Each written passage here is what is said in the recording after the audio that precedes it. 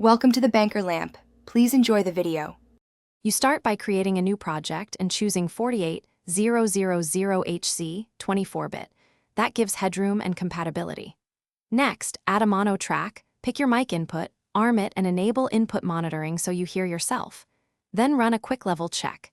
Speak at performance volume and trim preamp gain until peaks hit about -12 dBFS. Once done, set a comfortable headphone mix and hit record. This gets you a clean, usable first take without guesswork. You now assemble and clean the performance. Trim leading silences, split the file into takes, and use lanes for comping the best phrases so timing stays natural.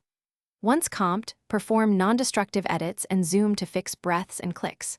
For tone, add a high pass at about 80 Hz to remove rumble, then a mild compressor set near 3.1 to control dynamics, de-essing tame sibilance. Use noise reduction sparingly and compare bypass sound so you don't overprocess. You're ready to render.